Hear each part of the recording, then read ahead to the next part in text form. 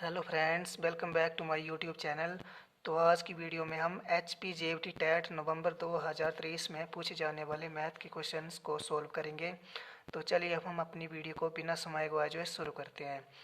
Question number 1। माल से लदा एक ट्रक 25 मिनट में 14 किलोमीटर चलता है।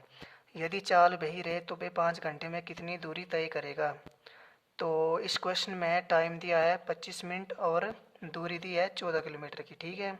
और आगे टाइम दिया है 5 घंटे का, ठीक है। तो सबसे पहले हम जो है चाल निकालेंगे, उसके बाद दूरी निकालेंगे, ठीक है। तो चाल को निकालने का फॉर्मूला होता है चाल बराबर है दूरी बटा समय। सबसे पहले हम इस फॉर्मूले को लिख लेते हैं। फॉर्मूला हमने लिख लिया है चाल बराबर है दूरी बटा समय, ठीक है। दूरी दी है 14 किलोमीटर की, तो यहाँ पे आ गया 14 बटा समय। समय दिया है 25 मिनट, ठीक है। और यहाँ पे समय दिया है 5 घंटे का, ठीक है। तो हम मिनट को घंटे में कन्वर्ट करेंगे। मिनट को घंटे में कन्वर्ट करने के लिए हम 60 से गुणा करेंगे। 60 से गुणा इसलिए करेंगे क्योंकि एक घंटे में 60 मिनट होते हैं, ठीक है। अब हम इसको काटते हैं।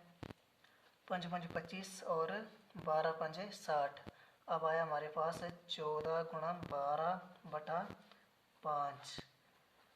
अब हम इसको गुणा करेंगे। 12 कम 12, 12 दूनी 24, 12 दूनी 36, 12 चौके 48 और 12 कम 12, 12 और 4 16।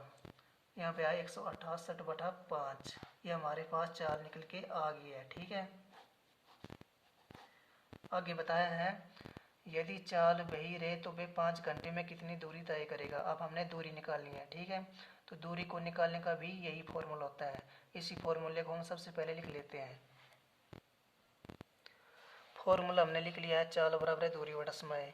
चाल हमारे पास निकल के आई है 168 बटा 5। इसको लिख लेते हैं पहले 168 बटा 5, ठीक है। दूरी हमने निकालनी है तो दूरी को हम ऐसे लिख देंगे, ठीक है। बटा समय, समय दिया है 5 घंटे, तो हम यहाँ पे 5 लिख देंगे, ठीक है। तो यहाँ पे आ गया 5। अब ये 5 में से 5 कट गया तो हमारे पास दूरी निकल के आ गई है। दूरी बराबर है 168। तो इस क्वेश्चन का राइट आंसर है 168। Question number 2। एक समपंचभुज का परिमाप 100 सेंटीमीटर है। प्रत्येक भुजा की लंबाई ज्ञात कीजिए। क्वेश्चन में समपंचभुज बताई है। तो सम का मतलब होता है कि सभी भुजाएं जो हैं वो आपस में बराबर है, ठीक है। तो यहाँ पे बताया जैसे पंचभुज, तो पंच का मतलब होता है 5 भुजाएं। तो यहाँ पे आएगा 5 भुजा को हम ए मान लेंगे, ठीक है। तो यहाँ पे आएगा ए बराबर है, और इसका परिमाप बताया है 100 सेंटीमीटर, तो यहाँ पे आएगा 100, ठीक है। अब यहाँ पे ए बराबर है 100 बटा 5। अब ये कट जाएगा, 5 कम 5 और 20 पंजे 100। तो हमारे पास भुजा निकल के आ जाएगी 20, ठीक है। तो प्रत्येक भुजा की जो लंबाई है वो है 20। तो इस क्वेश्चन का राइट आंसर है 20। Question number 3। 5 मीटर का 10 किलोमीटर से अनुपात है। सबसे पहले हम किलोमीटर को मीटर में चेंज करेंगे, ठीक है। जैसे कि 1 किलोमीटर बराबर होता है 1000 मीटर के, ठीक है। तो 10 किलोमीटर ये किसके बराबर होगा, ये बराबर होगा 10 गुणा 1000 मीटर। तो यहाँ पे आएगा 10,000 मीटर के, ठीक है। अब 5 मीटर और 10,000 मीटर आपस में बराबर हो गए हैं, ठीक है। तो हम 5 मीटर और 10,000 मीटर के बीच में अनुपात लगा सकते हैं। 5 मीटर अनुपात 10,000 मीटर, ठीक है। अब हम इसको काटते हैं। 5 कम 5 और ये कट जाएगा, 5 दूनी 10 और 3 जीरो, तो यहाँ पे 3 जीरो आ जाएगी, ठीक है। तो यहाँ पे हमारे पास आ गया अब काट के 1 अनुपात 2000। तो इस क्वेश्चन का राइट आंसर है 1 अनुपात 2000। Question number 4। क्रय विक्रय के सौदे में कितना लाभ या हानि हुई। बताइए। एक स्कर्ट 250 रुपये में खरीद कर 150 रुपये में बेची गई। क्वेश्चन में बताया है कि एक जो स्कर्ट है वो 250 रुपये में खरीदी गई है और उसको 150 रुपये में बेचा गया है। तो यहाँ पे लिखेंगे हम 250 रुपये की एक स्कर्ट जो है खरीदी गई है, ठीक है। ये आ गया हमारे पास क्रय मूल्य। और जो है उसको 150 रुपये में बेचा गया है। ठीक है, तो ये आ गया बिक्री मूल्य। अब हम इसको घटाएंगे, तो घटा के आएगा हमारे पास 0 में से 1 0 गया 0, 5 में से 5 गया 0, 2 में से 1 गया 1। ठीक है, मतलब कि 100 रुपये की हमें क्या हुई, हानि हुई। क्या हुई, हानि। ठीक है, इस हानि को हमने जो है प्रतिशत में बताना है। तो हानि प्रतिशत बराबर होती है हानि बटा क्रय मूल्य गुणा 100। सबसे पहले हम इसको लिख लेते हैं। फॉर्मूला हमने लिख लिया है, हानि प्रतिशत बराबर है हानि बटा क्रय मूल्य गुणा 100। ठीक है, तो हानि हुई है 100 रुपये की, तो यहाँ पे आएगा 100 बटा क्रय मूल्य हमारे पास 250 रुपये, तो यहाँ पे आएगा 250 रुपये गुणा 100। अब हम इसको काटते हैं, 0 में से 0 कट गया, 25 कम 25 और 25 चौके 100। ठीक है, अब बचा हमारे पास 4 गुणा 10, तो 10 चौके 40, यानी कि 40% की हानि हुई है। ठीक है, तो इस क्वेश्चन का राइट आंसर है 40%।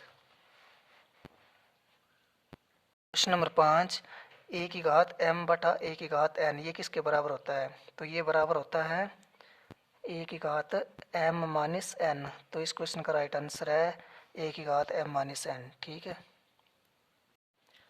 क्वेश्चन नंबर 6, 25 विद्यार्थियों में से 72% विद्यार्थी जो है वो विज्ञान में अच्छे हैं। कितने विद्यार्थी विज्ञान में अच्छे नहीं हैं?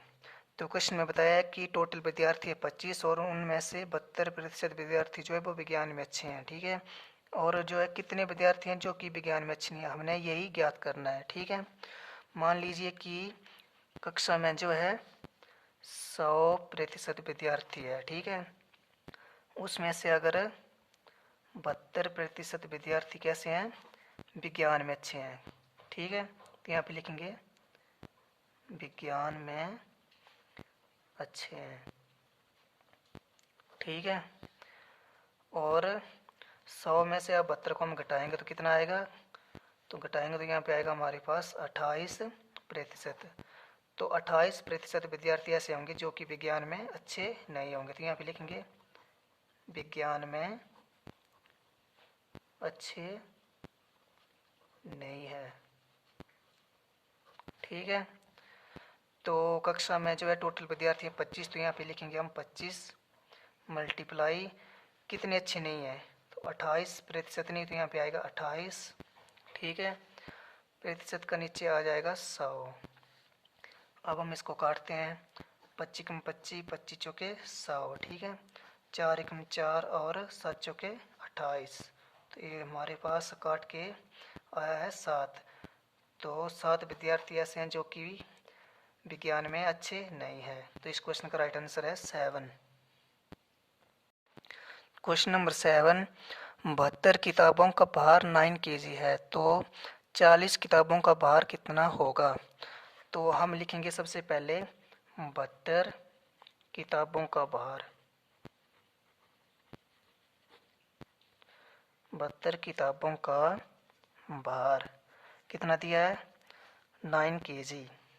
ठीक है, अब हम जो है एक किताब का भार निकालेंगे, तो यहाँ पे लिखेंगे एक किताबों का भार बराबर है 9 बटा 72 कर देंगे। ठीक है, तो 9 एकम 9 और 9 अठे 72, तो एक किताब का भार निकल के आया हमारे पास 1 बटा 8 kg। ठीक है, अब आगे क्या बताया है, आगे बताया है 40 किताबों का भार कितना होगा, तो यहाँ पे लिखेंगे हम 40 किताबों का भार बराबर है 1 बटा 8 मल्टीप्लाई 40 कर देंगे। ठीक है, 8 एकम 8 और 8 पंजे 40, तो हमारे पास 40 किताबों का भार निकल के आया है 5 kg।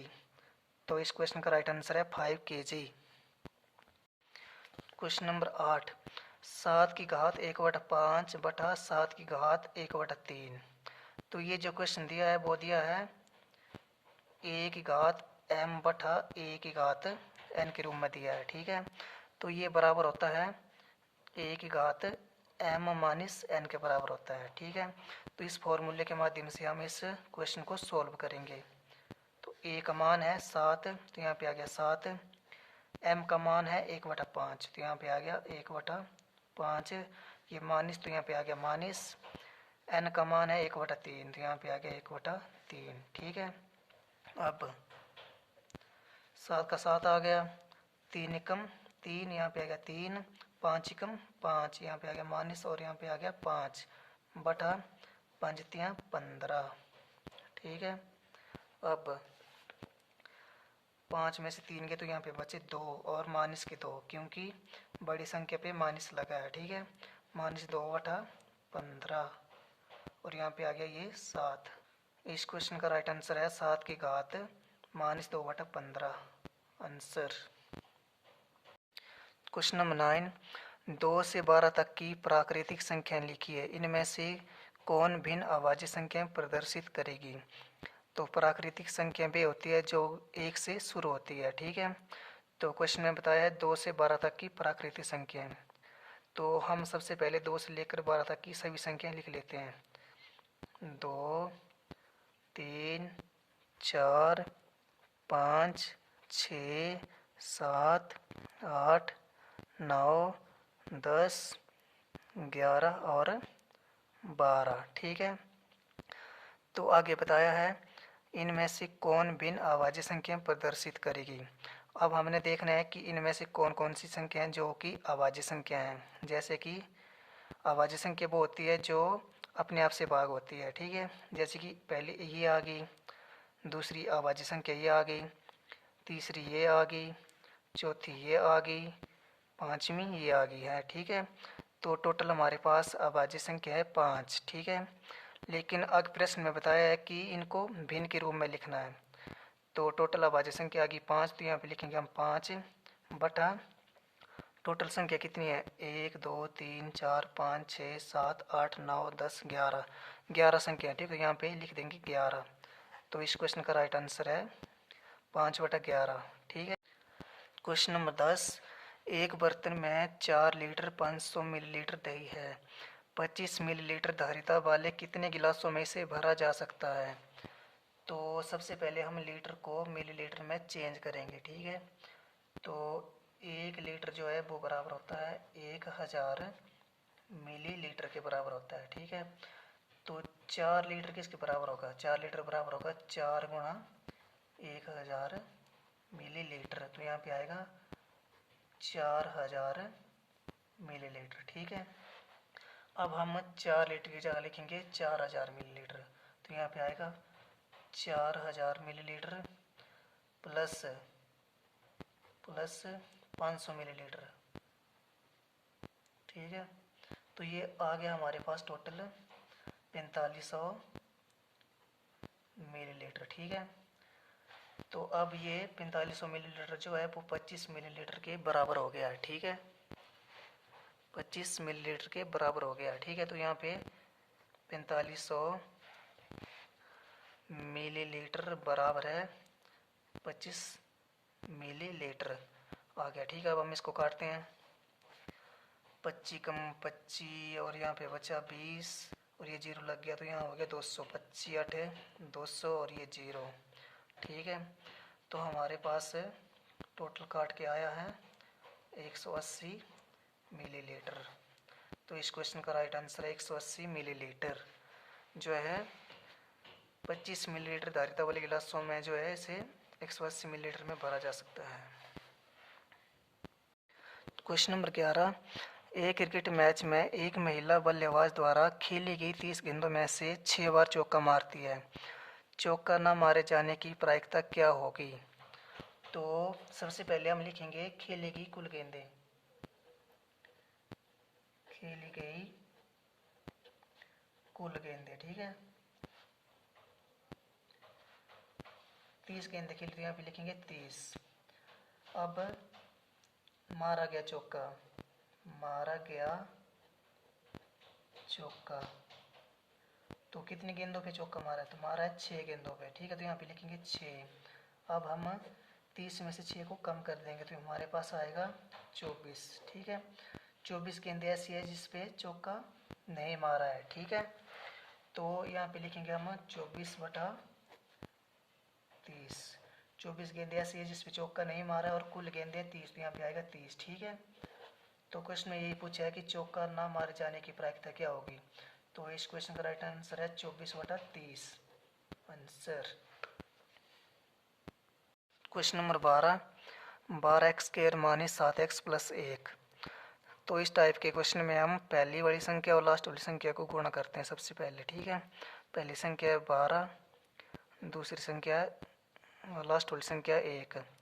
इसको गुणा करेंगे तो ये आएगा हमारे पास 12। अब हम ऐसी दो संख्या ढूंढेंगे जिसको गुणा करने पर 12 आ जाए और जमा करने पर जो है 7 आ जाए, ठीक है। तो वो संख्या है 4 और 3। 4 3 12 और 4 और 3 कितने होते हैं 7, ठीक है। तो यहाँ पे लिखेंगे हम 12x² minus 4x minus 3x+1। यहाँ पे माइनस आए, यहाँ पे माइनस आए, क्योंकि माइनस माइनस क्या हो जाएगा प्लस हो जाएगा, ठीक है। तो 4 और 3 कितना हो जाएगा 7, और 4 और 3 को गुणा करेंगे तो कितना आएगा हमारे पास 12 आ जाएगा, ठीक है। अब हम 12 के फैक्टर करेंगे, तो 12 के फैक्टर करेंगे तो यहाँ पे आएगा 2 गुणा 3, ठीक है। 2 दूनी 4 और 3 12। अब x² का मतलब है यहाँ पे 2x है, ठीक है। तो x गुणा x ये आ गया। उसके बाद ये माइनस, तो यहाँ पे आ गया माइनस, ठीक है। अब 4 के फैक्टर करेंगे तो 4 के फैक्टर होंगे 2 गुणा 2, ठीक है। और आगे x ऐसे आ जाएगा, फिर ये माइनस। अब 3 के फैक्टर करेंगे तो 3 का 3 ही आएगा, मल्टीप्लाई ये x ऐसे आ जाएगा +1, ठीक है। अब हम देखेंगे कि इनमें से कॉमन कौन कौन सी संख्या है। यहाँ पे एक x है, पहले देखेंगे हम 2, और यहाँ पे भी है 2। अब हम इन दोनों में से कॉमन निकालेंगे, ठीक है। यहाँ पे भी 2 है, यहाँ पे भी 2 है, यहाँ पे भी 2 है, यहाँ पे भी 2 है, 2 दूनी 4, ठीक है। तो यहाँ पे आएगा 4 कॉमन आ जाएगा, ठीक है।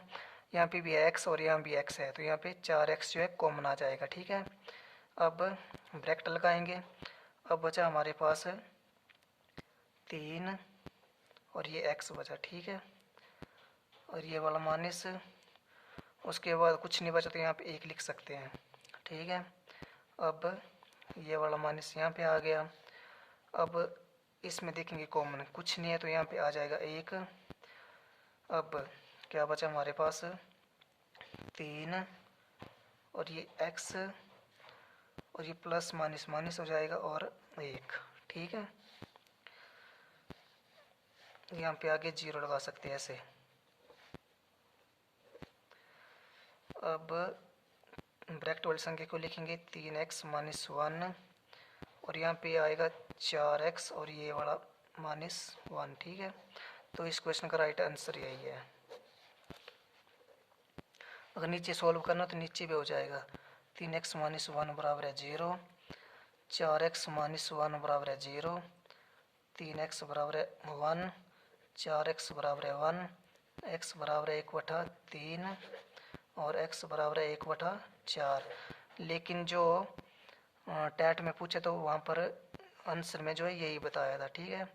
तो उसके हिसाब से ये वाला आंसर होगा, अगर उसमें ये बताया होता तो ये आंसर होने थे, ठीक है। तो इस क्वेश्चन का राइट आंसर है 3x माइनस 1 और 4x माइनस 1। तो इसी के साथ आज की वीडियो में बस इतना ही। तो आपने इस वीडियो को लाइक और एक प्यारा सा कमेंट करना है कि आपको ये वीडियो कैसी लगी है। तो इसी के साथ जय हिंद, जय हिमाचल।